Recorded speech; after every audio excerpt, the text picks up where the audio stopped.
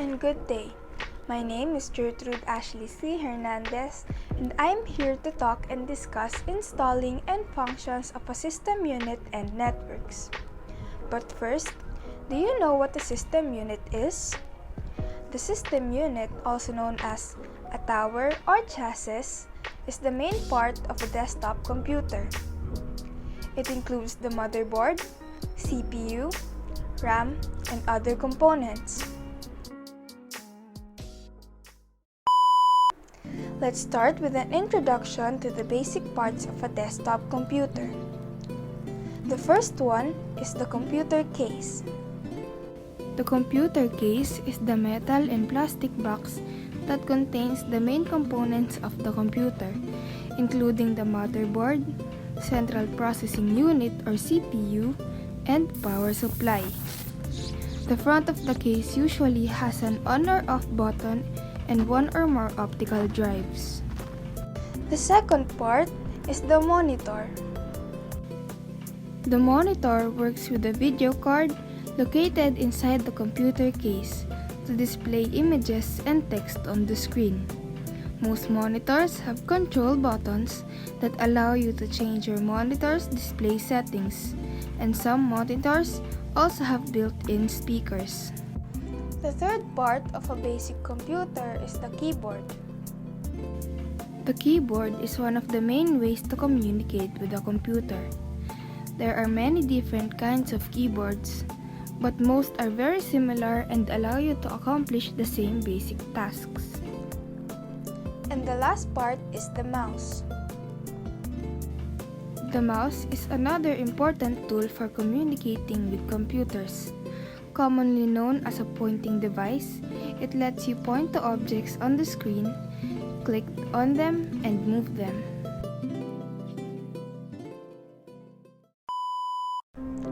Now, let us discuss the different parts of a system unit and their functions. The first one is the system case. The primary function of the computer system unit is to hold all the other components together and protect the sensitive electronic parts from the outside elements. The second one is the motherboard. The motherboard is the main internal hardware component of the system unit. The board is called the mother because it has all the connectors to the other hardware components of the computer system. It has a socket for holding the central processing unit or CPU or processor with heat sinks and fan mounting locations very close to the socket due to the huge amount of heat produced by the CPU. The third one is the central processing unit or the CPU.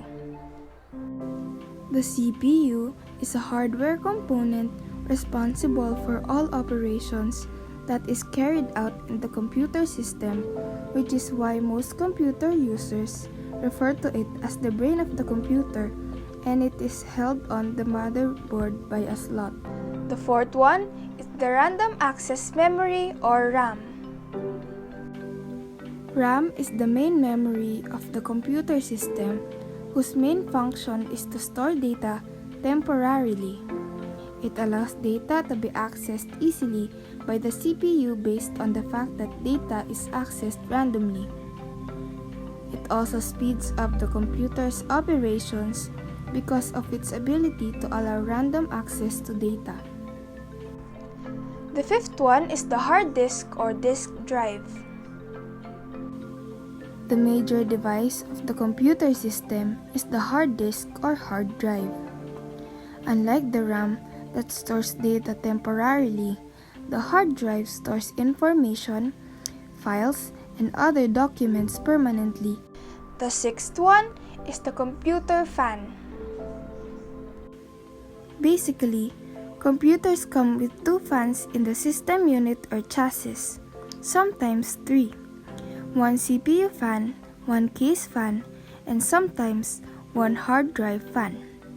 During operations by the computer, the CPU produces a lot of heat, and heat could always cause damage to your computer. That is why the CPU fan is put in place to keep the CPU under the required temperature. The seventh one is the CD-ROM or DVD-ROM drives. Compact disc and digital versatile disc are storage devices until certain amount of audio files, data, and other computer files can be stored. Videos can also be stored on them as well. CD-ROM can hold about 700 MB of data, while DVD-ROM can hold about 4.7 GB of data. The eighth one is the power supply unit or the PSU. Just as any electronic device needs electrical power to function, so as the system unit's components. But the components do not work with the power from your wall socket, so the computer power supply unit receives the alternating current and converts it to a controlled direct current for the components to function. And the last one is the floppy disk drive. This is an internal hardware component in the system unit positioned closer to the CD-ROM drive, and its main function is to read and write from or on a floppy disk or diskette.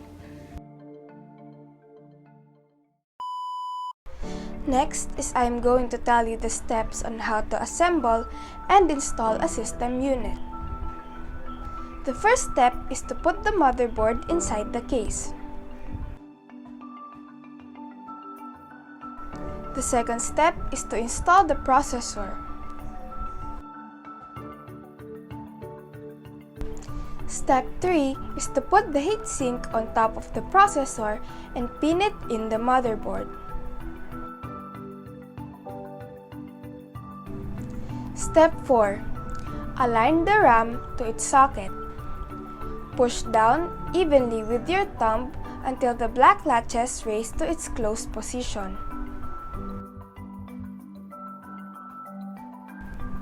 Step 5 is to put the hard disk drive inside the case.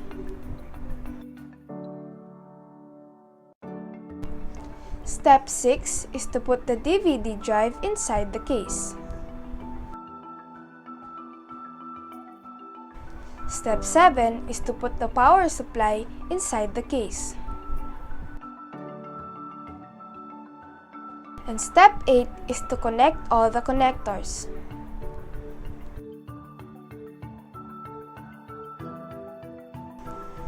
Step 9 is to cover the system unit. And step 10 is to plug the power cord and all the other cables to the system unit.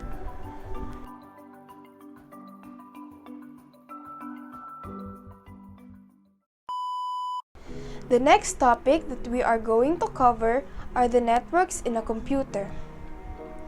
There are 11 types of networks that are in use today. The first one is the personal area network. The smallest and most basic type of network, a PAN, is made up of a wireless modem, a computer or two, phones, printers, tablets, etc., and revolves around one person in one building. These types of networks are typically found in small offices or residences. The second one is the local area network. We are confident that you've heard of these types of networks before. LANs are the most frequently discussed networks, one of the most common, one of the most original, and one of the most simplest types of networks. LANs connect groups of computers and low-voltage devices together across short distances to share information and resources. Enterprises typically manage and maintain LANs. The third one is the wireless local area network. Functioning like a LAN, WLANs make use of wireless network technology such as Wi-Fi. Typically seen in the same types of applications as LANs, these types of networks don't require that devices rely on physical cables to connect to the network. The fourth one is the campus area network. Larger than LANs but smaller than metropolitan area networks, these types of networks are typically seen in universities, large K-12 school districts, or small businesses. They can be spread across several buildings that are fairly close to each other so users can share resources. The fifth one is the metropolitan area network. These types of networks are larger than LANs but smaller than wireless local area network and incorporate elements from both types of networks. Metropolitan area networks span an entire geographic area.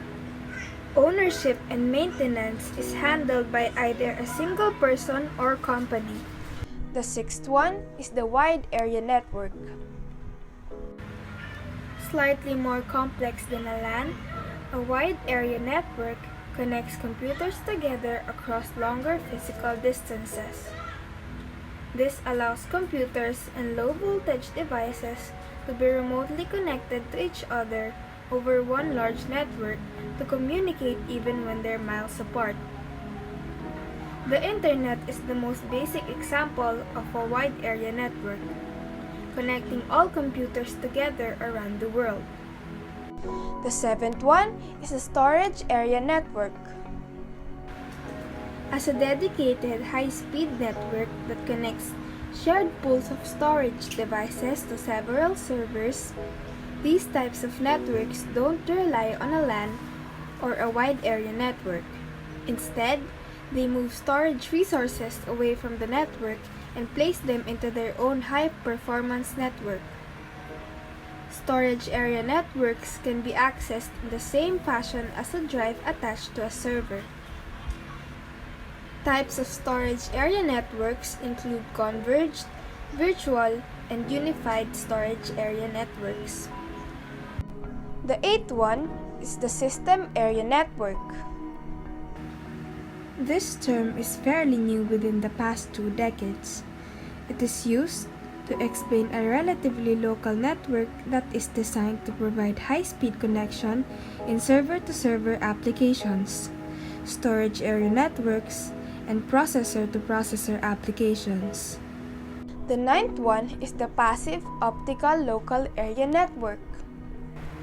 As an alternative to traditional switch-based Ethernet LANs, POLAN technology can be integrated into structured cabling to overcome concerns about supporting traditional Ethernet protocols and network applications, such as Power over Ethernet. A point-to-multipoint LAN architecture, POLAN uses optical splitters to split an optical signal from one strand of single-mode optical fiber into multiple signals to serve users and devices. The 10th one is the enterprise private network.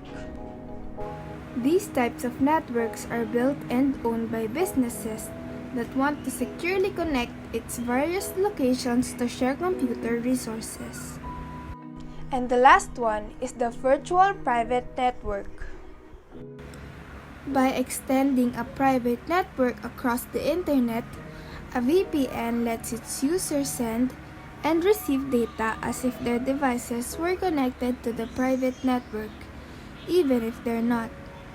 Through a virtual point-to-point connection, users can access a private network remotely.